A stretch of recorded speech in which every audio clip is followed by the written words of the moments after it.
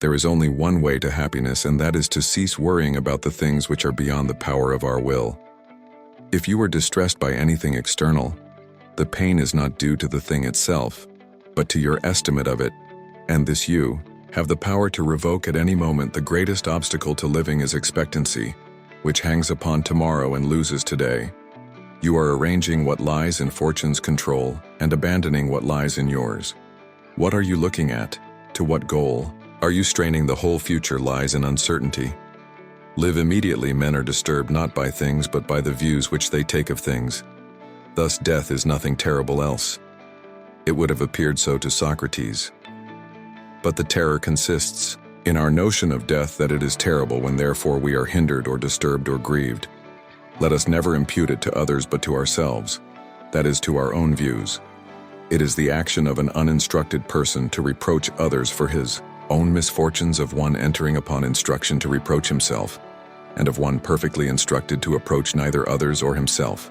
They lose the day in expectation of the night, and the night in fear of the dawn.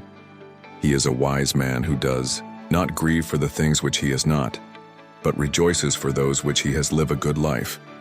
If there are gods and they are just, then they will not care how devout you have been, but will welcome you based on the virtues you have lived by. If there are gods but unjust, then you should not want to worship them. If there are no gods, then you will be gone, but will have lived a noble life that will live on in the memories of your loved ones.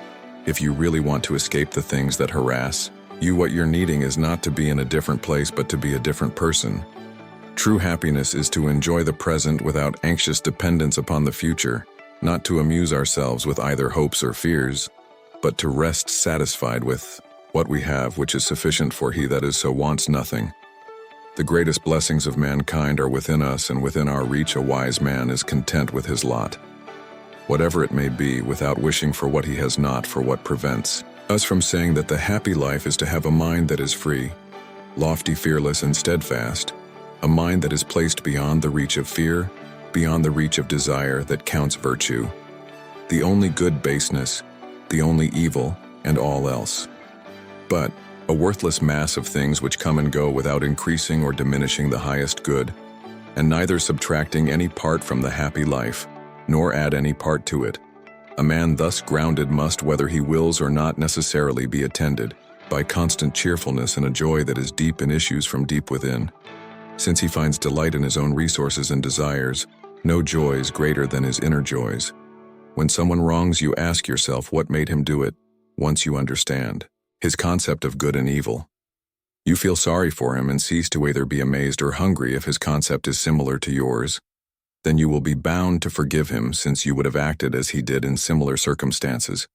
But if you do not share his ideas of good and evil, then you should find it easier to overlook the wrongs of someone who is confused and in a moral model. Wealth consists not in having great possessions, but in having few wants. Don't explain your philosophy. Embody it. First say to yourself what you would be, and then do what you have to do. Any person capable of angering you becomes your master. He can anger you only when you permit yourself to be disturbed by him. Circumstances don't make the man, they only reveal him to himself. Don't seek to have events happen as you wish, but wish them to happen as they do happen, and all will be well with you. God has entrusted me with myself. No man is free who is not master of himself. A man should live so that his happiness shall depend as little as possible on external things. Know you not that a good man does nothing for appearance sake, but for the sake of having done right? If you live in harmony with nature, you will never be poor. If you live according to what others think, you will never be rich. All cruelty springs from weakness. Nothing, to my way of thinking, is a better proof of a well-ordered mind than a man's ability to stop just where he is and pass some time in his own company. Music. Gift consists not in what is done or given, but in the intention of the giver or doer. You act like mortals in all that you fear, and like immortals in all that you desire. If a man knows not to which port he sails, no wind is favorable. You live as if you were destined to live forever. No thought of your frailty ever enters your head of how much time has already gone by. You take no heed. You squander time as if you drew from a full and abundant supply, though all the while that day which you bestow on some person or thing is perhaps your last. The soul becomes dyed with the color of its thoughts, how much time he gains, who does not look to see what his neighbor says or does, but only at what he does himself to make it just and holy.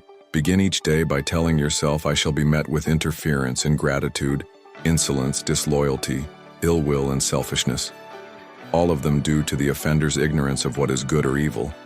But for my part, I have long perceived the nature of good and its nobility, the nature of evil and its meanness, and also the nature of the culprit himself, who is my brother, not in the physical sense, but as a fellow creature, similarly endowed with reason and a share of the divine. Therefore, none of those things can injure me, for nobody can implicate me in what is degrading. Neither can I be angry with my brother or fall foul of him, for he and I were born to work together like a man's 2 hands, feet, or eyelids, or the upper and lower rows of his teeth. To obstruct each other is against nature's law, and what is irritation or aversion but a form of obstruction? If anyone tells you that a certain person speaks ill of you, do not make excuses about what is said of you, but answer, he was ignorant of my other faults, else he would not have mentioned these alone. It seems to often do more harm than good to live in resentment and disdain for the world around us. The world we find ourselves in, its past and present, its people, and the rise and fall of its cultures and practices are all the way they are. They are not the way we personally want them to be. Music, when we resist the reality of the world around us and instead project onto it our expectation about how the world should be, we are often met with a certain level of internal resistance that can cause us to suffer. And the greater the distance between reality and our expectation, the greater the resistance. The world is what it is. It is not what we expect it to be. Learn to accept life. Learn to love fate and all that it brings. This is the Stoic principle of amor fati, to love fate. After all, fate has given us the ability to live and to experience life. Unfortunately, amor fati often gets confused with a passive defeatist acceptance of the world around us, to accept the wrongs of the world, and to lie down as we observe the passing of things we don't agree with or the wrongdoing we see being committed. But I believe this is a misunderstanding of the Stoic principle. Acceptance of reality does not mean to submit to it. It is simply learning the ability to see it objectively and accepting that in this moment that is the state of the world. It is the ability to look at the things around us clearly, not through the lens of our own bias and expectations. In doing so, we are better able to understand the situations around us, the reality of the situations we find ourselves, and unblinded by the lens of our own bias and expectations, we then are able to more clearly understand what is within our control and what is not, and then look to leverage that control to effect change first in ourselves, and then, if possible, in the world around us for the better. Whenever you feel anger towards a person, think of what led them to behave in such a way. It is all too easy for us to pass judgment from our own perspective, but it is a very different thing to try and put yourself in the shoes of the wrongdoer and try to understand what hardship they have gone through, what burden they might carry, or how life has treated them, leading up to the moment which you found so offensive. Most people are trying to do the best they can with what they have, and while we all are responsible for our actions, there is often a line to draw between a person's experience and their behavior. To me, one of the great ironies of life is a man's desire to find comfort, to remove all sources of hardship and suffering in favor of comfort when applied to our core needs like food, shelter, security, and companionship. Comfort and stability, to me, do make sense, but when it exceeds to every corner of our lives, comfort and the removal of all hardship seems to me to bring with it its own brand of hardship. Instead of putting ourselves into the unknown, expanding our comfort zone, and learning to deal with the adversity that comes with it. Excessive comfort seems to risk the opposite. It erodes our resilience to hardship, can breed purposelessness, apathy, sloth, and the host of limitations that come with a shrinking comfort circle. It seems to me that one of the lesser thought of challenges of modern life is to balance the comfort that comes when our base needs are met with the voluntary hardship that is needed to make sure that comfort doesn't soften our resolve. The ancient Stoic advocated voluntary hardship. Marcus Aurelius chose to sleep on an uncomfortable bed. Seneca chose to swim in rivers in the dead of winter. Both men were all too aware of the risks of becoming too comfortable and the benefits of adding discomfort to one's life. Day to day, we often distance ourselves from death, often thinking that it is something that happens to others or to us many, many years from now. But the truth is that death is at our shoulder every day. An ever-present fact of life today may very well be your last living. With this as a reminder, brings with it a deep gratitude for many of the things we take for granted, knowing that whatever it is may be one of the last few times we are able to experience it. Whether that be sound of leaves in the wind, the company of those we love, or simply the taste of good food to the Stoic. This was the practice of memento mori, the practice of remembering death. The nature of life is change from the very first shifts of the universe, the most simple of elements gathered together to produce clouds and then solid bodies that began to form the very first ingredients for life. Those ingredients formed life, the circle of birth and death, until eventually they came together in the exact configuration needed to create you and me, like the beginning, the peak, and the crashing end of a wave. Our lives are simply part of a grander cycle. We are formed, we experience, and we end, and with our end comes the opportunity for the reconfiguration of our atoms to allow another to come and go and to enjoy the experience of life and so on forever. The nature of the entire universe is change from the very big to the very small.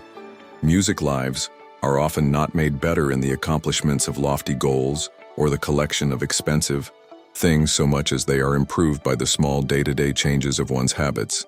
The decisions to wake up a little earlier, get out of the house a little more often, go for a run, read that book that's been gathering dust, or try to be more present in the company of the things and people we love.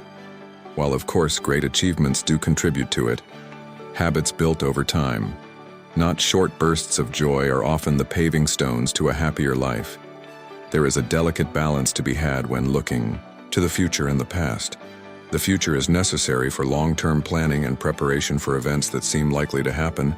However, look too long towards the horizon, and it's easy to let life slip by and miss the very thing you spent all the time planning and preparing for. Similarly, the past can be used as a tool to learn. But looking back to what was may also mean that you missed the life into which you've taken all the lessons of the past. The future can be used to plan and prepare. The past can be used to learn, but life only happens in the present. When I meet death, as we all must do, the time and place will be largely outside of my control. If tomorrow, then I will die tomorrow.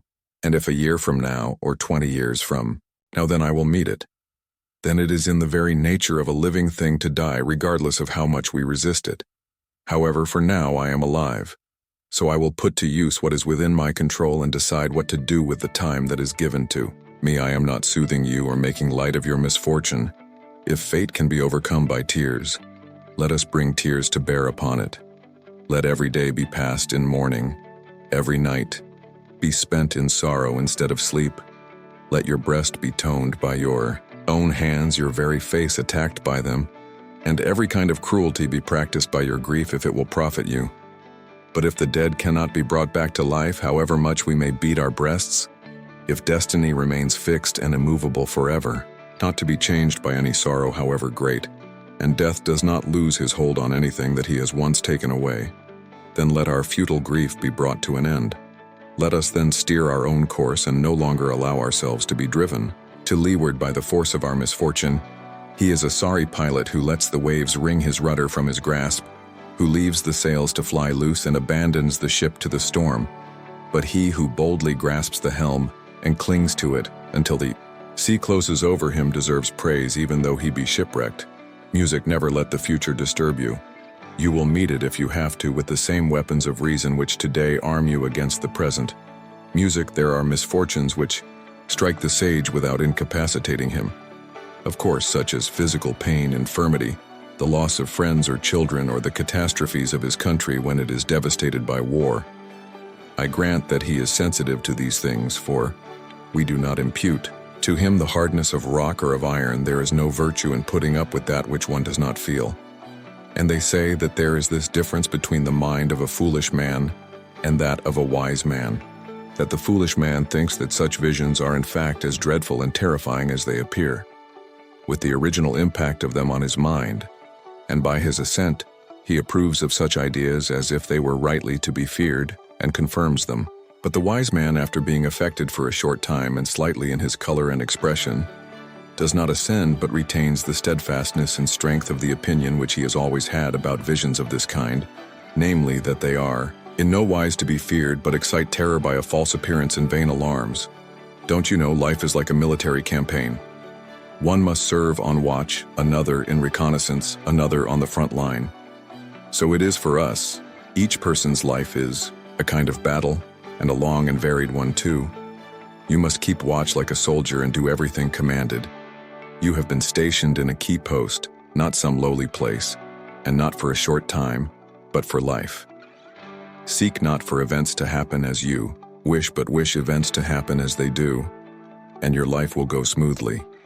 The chief task in life is simply this: to identify and separate matters so that I can say clearly to myself, which are externals not under my control, and which have to do with the choices I actually control.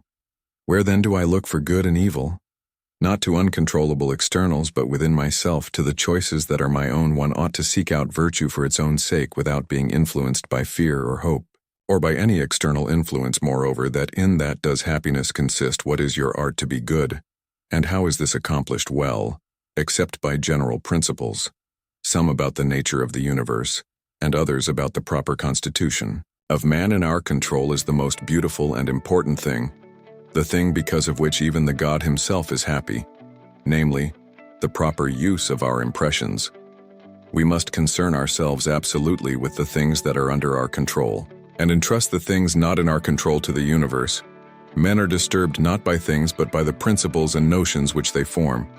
Concerning things, it is the act of an ill-instructed man to blame others for his own bad condition. It is the act of one who has begun to be instructed to lay the blame on himself, and of one whose instruction is completed neither to blame another, nor himself, one who knows not who he is, and to what end he was born.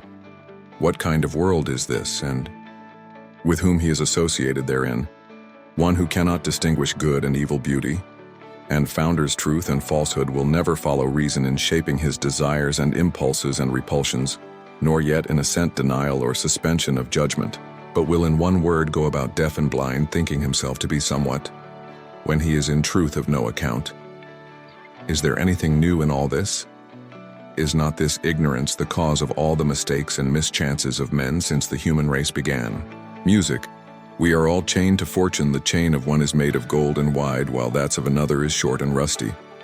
But what difference does it make? The same prison surrounds all of us, and even those who have bound others are bound themselves.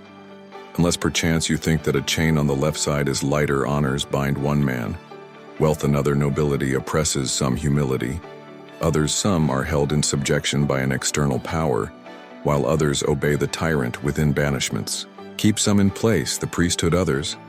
All life is slavery. Therefore each one must accustom himself to his own condition and complain about it as little as possible, and lay hold to whatever good is to be found near him. Nothing is so bitter that a calm mind cannot find comfort in it.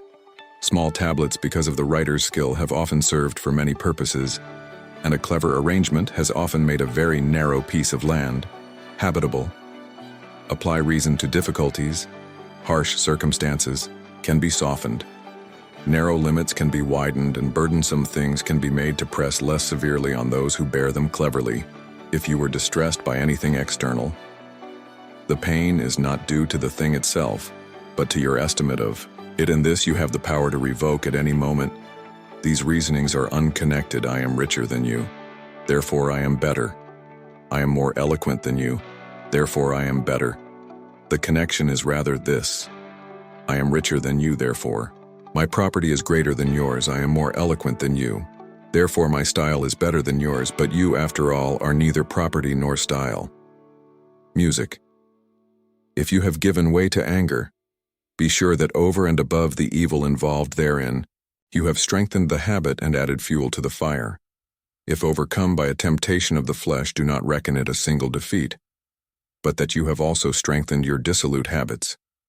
Habits and faculties are necessarily affected by the corresponding acts. One who has had fever, even when it has left him, is not in the same condition of health as before, unless indeed his cure is complete. Something of the same sort is true Also, of diseases of the mind behind, there remains a legacy of traces and of blisters, and unless these are effectually erased, subsequent blows on the same spot will produce no longer mere blisters but sores. If you do not wish to be prone to anger, do not feed the habit. Give it nothing which may tend to its increase. At first, keep quiet and count the days when you were not angry. I used to be angry every day, then every other day, next every 2, next every 3 days. And if you succeed in passing 30 days, sacrifice to the gods in thanksgiving, adorn. When you have trouble getting out of bed, tell yourself, I have to go to work as a human being. What do I have to complain of if I'm going to do what I was born for, the things I was brought into the world to do? Or is this what I was created for? To huddle under the blankets and stay warm until we have begun to go without them?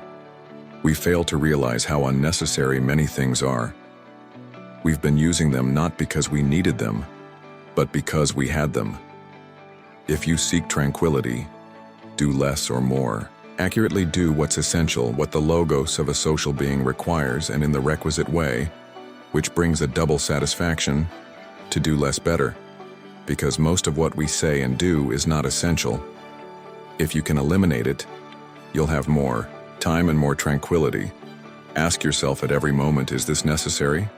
Riches are a cause of evil, not because of themselves they do any evil, but because they goad men on, so that they are ready to do evil. In general, any method of discipline applied to the body which tends to modify its desires or potions are good for ascetic ends.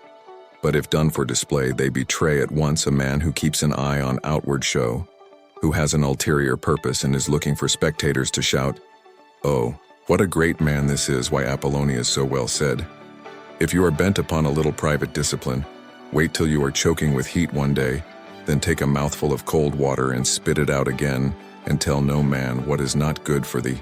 Beehive cannot be good for the bees. A commitment to justice in your own acts, which means thought in action, resulting in the common good, what you were born to do. Music men do not care how nobly they live, but only how long. Although it is within the reach of every man to live nobly, but within no man's power to live long. He who is running a race ought to endeavor and strive to the utmost of his ability to come off victor. But it is utterly wrong for him to trip up his competitor or to push him aside, so in life it is not unfair for one to seek for himself what may accrue to his benefit, but it is not right to take it from another. For mankind, evil is injustice and cruelty and indifference to a neighbor's trouble, while virtue is brotherly love and goodness and justice and beneficence and concern for the welfare of your neighbor. Music, the courageous in exile or at home, is fearless in the face of all such threats. For that reason, they've the courage to say what they think equally at home or in exile. Philosophy does not promise to secure anything external for a man. Otherwise, it would be admitting something that lies beyond its proper subject matter. For as the material of the carpenter is wood and that of statuary bronze, so the subject matter of the art of living is each person's own life. My advice is really this. What we hear the philosophers saying and what we find in their writings should be applied in our pursuit of the happy life. We should hunt out their helpful pieces of teaching and the spirited and noble-minded sayings which are capable of immediate practical application, not far-fetched or archaic expressions or extravagant metaphors and figures of speech, and learn them so well that the words become works. No one to my mind lets humanity down quite so much as those who study philosophy, as if it were a sort of commercial skill, and then proceeds to live in a quite different manner to the one they tell other people to live. It does not matter what you bear, but how you bear it. You could leave life right now, let that determine what you do and say and think.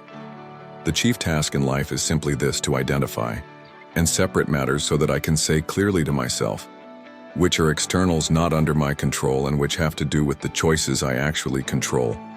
Where then do I look for good and evil? Not to uncontrollable externals, but within myself. To the choices that are my own true happiness is to enjoy the present without anxious dependence upon the future, not to amuse ourselves with either hopes or fears, but to rest satisfied with what we have, which is sufficient for he that is so. Once, nothing the greatest blessings of mankind within us and within our reach, a wise man is content with his lot, whatever it may be, without wishing for what he has not. Don't seek for everything to happen as you wish it would, but rather wish that everything happens as it actually will. Then your life will flow well if anyone can refute me. Show me I'm making a mistake or looking at things from the wrong perspective, I'll gladly change. It's the truth I'm after, and the truth never harmed anyone if you accomplish something good with hard work. The labor passes quickly, but the good endures. If you do something shameful in pursuit of pleasure, the pleasure passes quickly, but the shame endures. A gem cannot be polished without friction, nor a man perfected. Without trials, be tolerant with others and strict with yourself. No person has the power to have everything they want, but it is in their power not to want what they don't have and to cheerfully put to good use what they do have. You will earn the respect of all if you begin by earning the respect of yourself. Don't expect to encourage good deeds in people, conscious of your own misdeeds. The greatest discovery of any generation is that a human can alter his life by altering his attitude. Excellence is never an accident. It is always the result of high intention, sincere effort, and intelligent execution. It represents the wise choice of many alternatives. Choice, not chance, determines your destiny. We are more often frightened than heard, and we suffer more in imagination than in reality. Man conquers the world by conquering himself. How does it help to make troubles heavier? By bemoaning them. You have power over your mind, not outside events. Realize this, and you will find strength. If it is not right, do not do it. If it is not true, do not say it. You should live in such a way that there is nothing which you could not as easily tell your enemy as keep to yourself. Music, waking up to who you are, requires letting go of who. You imagine yourself to be the high-minded man must care more for the truth than for what people think. We have 2 ears and 1 mouth, so we should listen more than we say. The impediment to action. Advances. Action, what stands in the way becomes. The way music don't promise twice what you can do. Once a man who has committed a mistake and doesn't correct it is committing another mistake. He who has a why to live for can bear almost any how. Remember 2 things. 1, that everything has always been the same and keeps recurring, and it makes no difference whether you see the same things recur in 100 years or 200 or in an infinite period. 2, that the longest lived and those who will die soonest lose the same thing. The present is all they can give up, since that is all you have, and what you do not have you cannot lose. Music, ultimately, man should not ask what the meaning of his life is, but rather he must recognize that it is he who is asked in a word. Each man is questioned by life, and he can only answer to life by answering for his own life to life. He can only respond by being responsible. No amount of anxiety makes any difference to anything that is going to happen. The happiness of your life depends upon the quality of your thoughts. To my way of thinking is a better proof of a well-ordered mind than a man's ability to stop just where he is and pass some time in his own company. The greatest weapon against stress is our ability to choose one thought over another. I begin to speak only when I'm certain what I'll say isn't better. Left unsaid, all Hellenistic schools seem to define wisdom in approximately the same terms. First and foremost, as a state of perfect peace of mind. From this viewpoint, philosophy appears as a remedy for human worries, anguish, and misery brought about for the cynics by social constraints and conventions, for the Epicureans by the quest for false pleasures, for the Stoics by the pursuit of pleasure and egotistic self-interest, and for the skeptics by false opinions, whether or not they lay claim to the Socratic heritage. All Hellenistic philosophers agreed with Socrates that human beings are plunged into misery, anguish, and evil because they exist in ignorance. Evil is to be found not within things, but in the value judgments which people bring to bear upon things. People can therefore be cured of their ills only if they are persuaded to change their value judgments. And in this sense, all these philosophies wanted to be therapeutic. Simplicity, patience, compassion. These 3 are your greatest treasures. Simple in actions and thoughts. You return to the source of being patient with both friends and enemies. You accord with the way things are compassionate towards yourself. You reconcile all beings in the world. Taoism is the art of being in the world, for it deals with the present ourselves. It is in us that God meets with nature, and yesterday parts from tomorrow. The present is the moving infinity. The legitimate sphere of the relative relativity seeks adjustment. Adjustment is art. The art of life lies in a constant readjustment to our surroundings. Be content with what you have. Rejoice in the way things are when you realize there is nothing lacking. The whole world belongs to you. Let your eyes see what they see, not what others want you to see. Let your ears hear what they naturally hear, not what others want you to hear. Let your mouth speak your mind freely and not be constrained by other people's approval or disapproval. Let your mind think what it wants to think and not let other people's demands dictate your thoughts. If your senses and your mind are not allowed to do what they want to do naturally, you are denying them their rights. When you cannot think, sense, feel, or act freely, then your body and mind are injured. Break these oppressions and you will cultivate life. Be careful what you water your dreams with. Water them with worry and fear, and you will produce weeds that choke. The life from your dreams, water them with optimism and solutions, and you will cultivate success. Always be on the lookout for ways to turn a problem into an opportunity for success. Always be on the lookout for ways to nurture your dream strength. Should always be complemented by softness. If you resist too much, you will break. Thus, the strong person knows when to use strength and when to yield. And good fortune and disaster depend on whether you know how and when to yield. Those who do not know how to suffer are the worst off. There are times when the only thing we can do is to bear our troubles until a better day to solve a problem. You need to remove the cause, not the symptom, to know and to think. We know not is the crown to not know, and to think we know is the affliction. Knowing others is intelligence, knowing yourself is true wisdom. Mastering others is strength. Mastering yourself is true power. If a branch is too rigid, it will break. Resist and you will perish. Know how to yield and you will survive. Only he who has no use for the empire is fit to be entrusted with it at the center of your being. You have the answer. You know who you are and you know what you want. Life is a series of natural and spontaneous changes. Don't resist them, that only creates sorrow. Let reality be reality. Let things flow naturally forward into whatever way they like. Kindness in words creates confidence. Kindness in thinking creates profoundness. Kindness and giving creates love. A person with a mind is bound to be filled with conceptions. These conceptions prevent him from knowing things directly. So a person with a mind shall never really know. Trying to explain Zen is like trying to catch wind in a box. The moment you close the lid, it ceases to be wind, and in time becomes stagnant air. A good traveler has no fixed plans and is not intent on arriving when you are content to simply be yourself and don't compare or compete. Everyone will respect you. The fact is that those who do not see themselves, but who see others, who fail to get a grasp of themselves, but who grasp others, take possessions of what others have, but fail to possess themselves. They are attracted to what others enjoy, but fail to find enjoyment in themselves. If you play a game where scrap pieces of glass are at stake, you will play skillfully if your expensive belt buckle is at stake. You'll start to get clumsy if it's your money that's at stake. You'll fumble. It's not that you've lost your skill, it's because you're so flustered by things happening outside that you've lost your calmness inside. Lose your stillness and you will fail in everything you do. Music. A man with outward courage dares to die. A man with inner courage dares to live. A man like this will not go where he has no will to go, will not do what he has no mind to do. Though the world might praise him and say he had really found something, he would look unconcerned and never turn his head.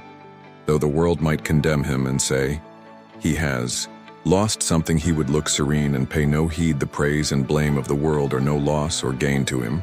Music. Things joined by profit when pressed by misfortune and danger will cast each other aside. Let your mind wander in simplicity. Blend your spirit with the vastness. Follow along with things the way they are and make no room for personal views. Then the world will be governed. A beam or pillar can be used to batter down a city wall, but it is no good for stopping up a little hole. This refers to a difference in function. Thoroughbreds like Kiji or Huali could gallop 1,000 li in one day. But when it came to catching rats, they were no match for the wild cat or the weasel. This refers to a difference in skill. The horned owl catches fleas at night and can spot the tip of a hair, but when daylight comes, no matter how wide it opens its eyes, it cannot see a mound or a hill. This refers to a difference in nature. Now do you say that you're going to make right your master? and do away with wrong, or make order your master and do away with disorder if you do, then you have not understood the principle of heaven and earth, or the nature of the 10,000 things. This is like saying that you're going to make heaven your master and do away with earth, or make yin your master and do away with yang. Obviously it is impossible. We may be floating on towel, but there is nothing wrong with steering. If tower is like a river, it is certainly good to know where the rocks. Our great power is worry, and total power is boredom, such that even God renounces it and pretends instead that he is people and fish and insects, and plants the myth of the king who goes wandering among his subjects in disguise. Travel is such a wonderful experience, especially when you forget you are traveling. Then you will enjoy whatever you see and do. Those who look into themselves when they travel will not think about what they see. In fact, there is no distinction between the viewer and the scene. You experience everything with the totality of yourself, so that every blade of grass, every mountain, every lake is alive and is a part of you, when there is no division between you and what is other. This is the ultimate experience of traveling to attain knowledge. Add things every day to attain wisdom. Remove things every day. Those who know don't talk. Those who talk don't know. Close your mouth. Block off your senses. Blunt your sharpness. Untie your knots. Soften your glare. Settle your dust. This is the primal identity. Be like the towel. It can't be approached or withdrawn from, benefited or harmed, honored or brought into disgrace. It gives itself up continually. That is why it endures. You have only to rest in inaction, and things will transform themselves. Smash your form and body, spit out your hearing and eyesight. Forget you are a thing among other things, and you might join in great unity with the deep and boundless. The Tao is clear, yet this clarity requires you to sweep away all your clutter at all times. Watch out for your own stupidity. Be careful of how your mind jumps around when nothing occurs to involve your mind. You return to true awareness when unified. Mindfulness is purely real. You comprehend the great restoration.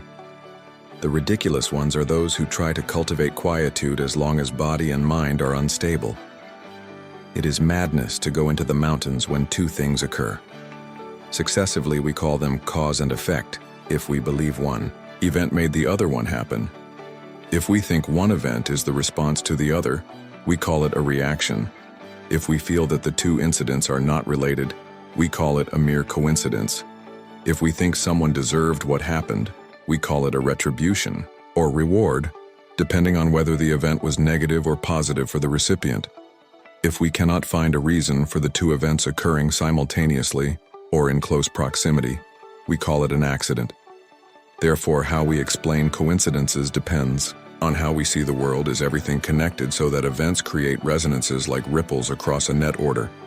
Things merely co-occur, and we give meaning to these co-occurrences based on our belief system. Late Sue's answer: it's all in how you think. When meditation is mastered, the mind is unwavering like the flame of a lamp in a windless place in the still mind. In the depths of meditation, the self reveals itself, beholding the self by means of the self. An aspirin knows the joy and peace of complete fulfillment, having attained that abiding joy beyond the senses revealed in the stilled mind. He never swerves from the eternal truth. Music, you have the right to work, but for the work's sake only. You have no rights to the fruits of work. Desire for the fruits of work must never be your motive in working. Never give way to laziness either. Perform every action with your heart fixed on the Supreme Lord. Renounce attachment to the fruits. Be even tempered in success and failure. For it is this evenness of temper which is meant by yoga work. Done with anxiety about results is far inferior to the work done without such anxiety. In the calm of self-surrender, seek refuge in the knowledge of Brahma. They who work selfishly for results are miserable. Music, in this world 3 gates lead to hell. The gates of passion, anger, and greed. Released from these 3 qualities, one can succeed in attaining salvation and reaching the highest goal. You are what you believe in. You become that which you believe you can become. Man is made by his belief as he believes. So he is seek refuge in the attitude of detachment, and you will amass the wealth of spiritual awareness. The one who is motivated only by desire for the fruits of their action and anxious about the results is miserable indeed. Music.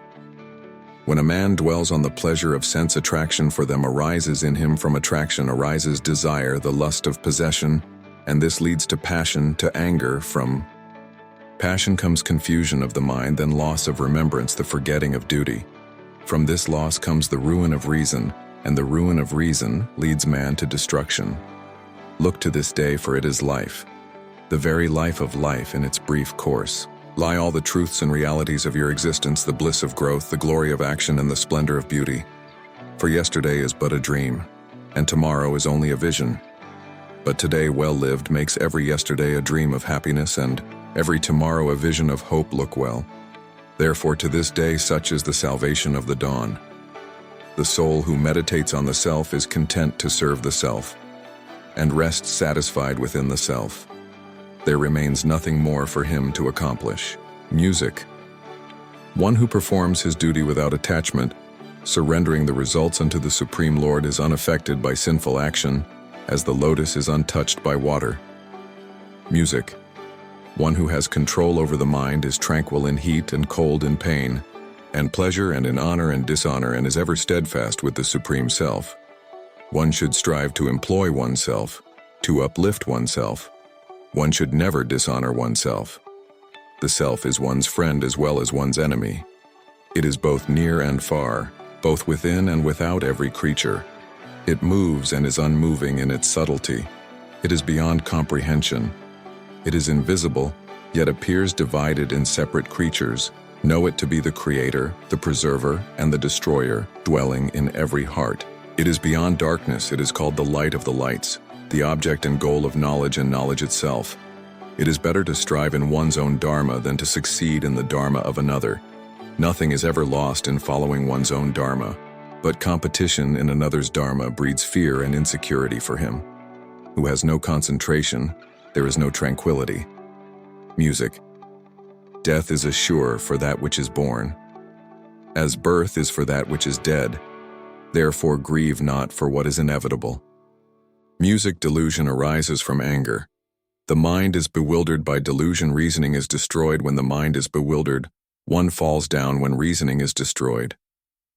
Endurance is one of the most difficult disciplines, but it is to the one who endures that the final victory comes. Let us rise up and be thankful for. If we didn't learn a lot, at least we learnt a little. And if we didn't learn a little, at least we didn't get sick, and if we got sick, at least we didn't die.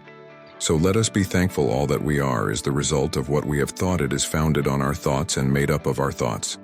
If a man speaks or acts with an evil thought, suffering follows him as the wheel follows the hoof of the beast that draws the wagon. If a man speaks or acts with a good thought, happiness follows him like a shadow that never leaves. Music. Holding on to anger is like grasping a hot coal with the intent of throwing it at someone else. You are the one who gets burned. One moment can change a day, one day can change a life, and one life can change the world.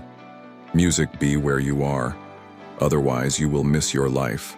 Kindness should be the natural way of life, not the exception. It is better to travel well than to arrive to live a pure, unselfish life. One must count nothing as one's own in the midst of abundance.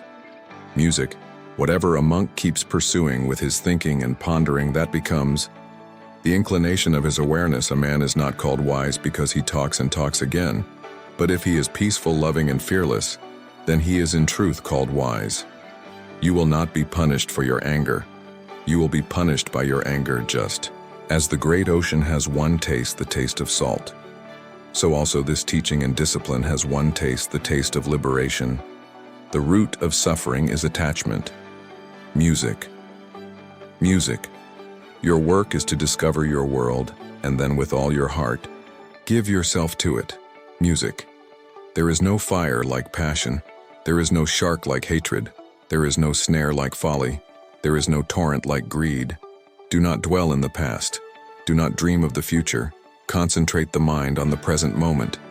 Happiness will never come to those who fail to appreciate what they already have. Music. What you are basically deep down, far in, is simply the fabric and structure of existence itself. I have realized that the past and the future are real illusions, that they exist in the present, which is what there is and all there is. You are a function of what the whole universe is doing in the same way that a wave is a function of what the whole ocean is doing. Music tomorrow and plans. For tomorrow can have no significance at all unless you are in full contact with the reality of the present, since it is in the present and only in the present that you live. There is no other reality than present reality, so that even if one were to live for endless ages, to live for the future would be to miss the point everlastingly. Music. The meaning of life is just to be alive. It is so plain and so obvious and so simple, and yet everybody rushes around in a great panic, as if it were necessary to achieve something beyond themselves. When you get free from certain fixed conceptions of the way the world is, you find it is far more subtle and far more miraculous than you thought it was. You are an aperture through which the universe is looking at and exploring itself. Music. The only way to make sense out of change is to plunge into it, move with it, and join the dance.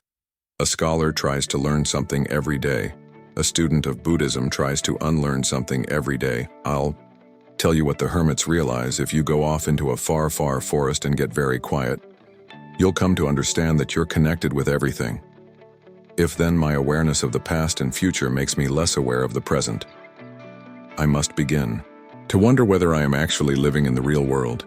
Music meditation is the discovery that the point of life is always arrived at in the immediate moment. Music. The only Zen you'll find on the mountaintop is the Zen you bring up there. With you, muddy water is best cleared by leaving it alone. Every intelligent individual wants to know what makes him tick, and yet is at once fascinated and frustrated by the fact that oneself is the most difficult of all things to know. Problems that remain persistently insoluble should always be suspected as questions asked in the wrong way. One is a great deal less anxious if one feels perfectly free to be anxious, and the same may be said of guilt if you say that getting the money is the most important thing. You'll spend your life completely wasting your time. You'll be doing things you don't like doing in order to go on living. That is, to go on doing things you don't like doing, which is stupid. Music. When we attempt to exercise power or control over someone else, we cannot avoid giving that person the very same power or control over us. Music. Things are as they are looking out into the universe at night. We make no comparisons between right and wrong stars, nor between well and badly arranged constellations. Philosophy is a man's expression of curiosity about everything and his attempt to make sense of the world, primarily through his intellect. Zen does not confuse spirituality while thinking about God. While one is peeling potatoes, Zen spirituality is just to peel the potatoes. If we cling to belief in God, we cannot likewise have faith, since faith is not clinging but letting go. Music. What we have forgotten is the thoughts and words of conventions, and that it is fatal to take conventions too seriously. A convention is a social convenience, as for example money, but it is absurd to take money too seriously, to confuse it with real wealth in somewhat the same way thoughts, ideas, and words are coins for real things. Other people teach us who we are. Their attitudes to us are the mirror in which we learn to see ourselves, but the mirror is distorted. We are perhaps rather dimly aware of the immense power of our social environment. It's like you took a bottle of ink and threw it to the wall. Smash, and all that ink spread, and in the middle it is dense, isn't it? And as it gets out to the edge, the little droplets get finer and finer and make more complicated patterns. See, so in the same way, there was a big bang at the beginning of things, and it spread, and you and I sitting here in this room as complicated human beings are way, way out on the fringe of that bang. We are the complicated little patterns at the end of it. Very interesting. But so we define ourselves as being only that. If you think that you are only inside your skin, you define yourself as one very complicated little curlicue way out on the edge of that explosion, way out in space and way out in time.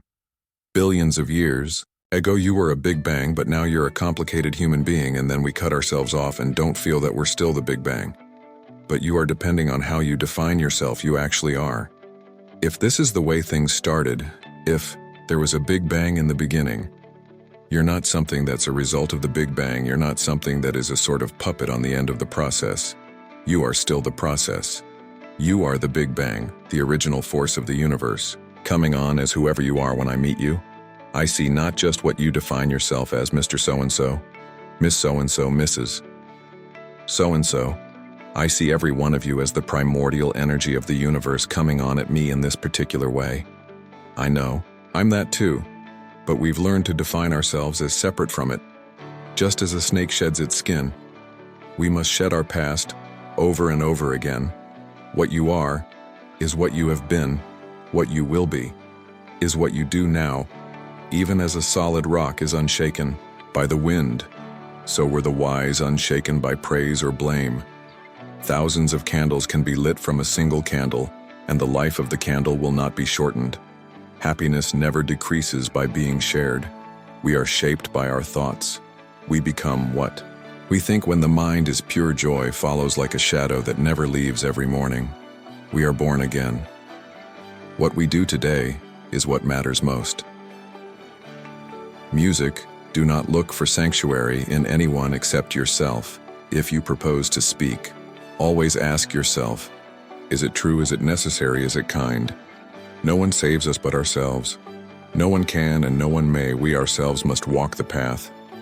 The secret of health for both mind and body is not to mourn for the past, nor worry about the future, but to live the present moment wisely and earnestly. Drop by drop is the water pot filled likewise.